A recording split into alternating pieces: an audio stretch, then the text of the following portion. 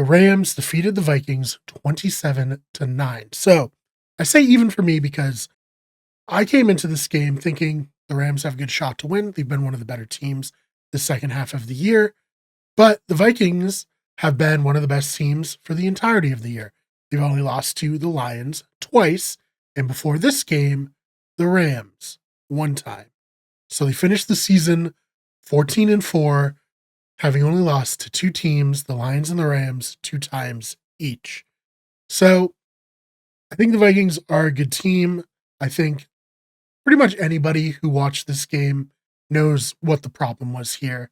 And the problem, quite frankly, and quite unfortunately for him, was Sam Darnold. So Darnold came into this game, really came into the last two games, having essentially rewritten his NFL story, right? He was a player who was much maligned in New York, played, I think, a little better in Carolina, but, ultimately regressed to what he was. Then he comes out this season.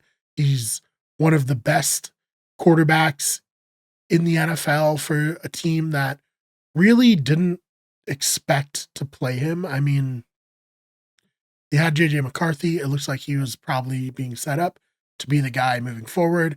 He goes down in training camp. Here's Sam Darnold, who's spent a couple years, learning behind good backups elsewhere. How's he going to be? He's been a bust so far. He leads the team to a 14-2 record, and up to that point had really been rolling. And then against the Lions, absolute disaster. And then now against the Rams, maybe an even worse disaster. I mean, it's rare, but it happens where you come away from a game and you think, despite football being a team sport, that player in particular screwed his team over. And I feel like Sam Darnold screwed his team over by taking so many sacks. I mean, let's look at the stat lines, right? 25 of 40, 245 yards, one touchdown, one pick for Darnold. Aaron Jones led the way rushing with 48 yards for the Vikings. And then TJ Hawkinson, 5 receptions, 64 yards, and the lone touchdown that the Vikings had. Compared to Matthew Stafford, relatively clean day, bit easier. 19 of 27, 209 yards, 2 touchdowns, no picks. Kyron Williams, 76 yards rushing, and Tyler Higbee, 5 receptions, 58 yards to lead the way there. But, I mean, the big story here is the sacks allowed 9 for the Vikings. The Rams get 9 sacks compared to 2 given up by the Rams. But a lot of those were Sam Darnold just holding on to the ball way too long. And like I said, I thought the Rams would win this game.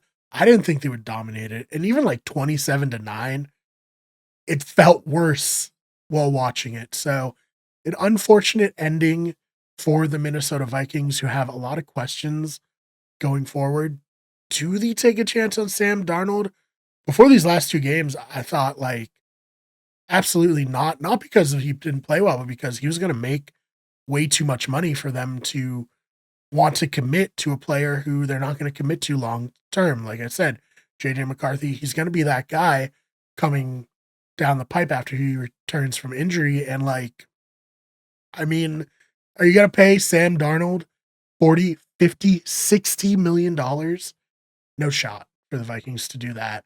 So he's going to move on. But now where's he going to move on to? I mean, as I said, he was in line to make 40, 50, and in a crazy world, $60 million.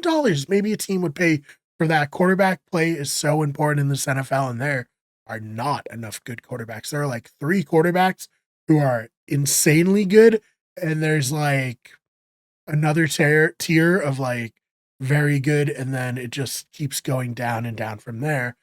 And Sam Darnold had put himself in the at least good to very good tier, and then he ruined it in 2 games. He cost himself tens of millions of dollars. So it'll be very interesting to see. Maybe other teams view these last 2 games as an aberration, but certainly doesn't look good when they're 2 games that are essentially playoff games. One to get the 1 seed. This one, an actual playoff game. He looks the worst he's looked all season in both of them.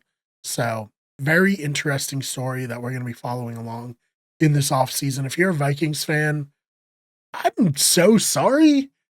14-3 and a first round exit. That's insane. And if you're a Rams fan, let me know your thoughts about this game. You have to be hyped. So, also thank you for making me look good here with picking the Rams. So,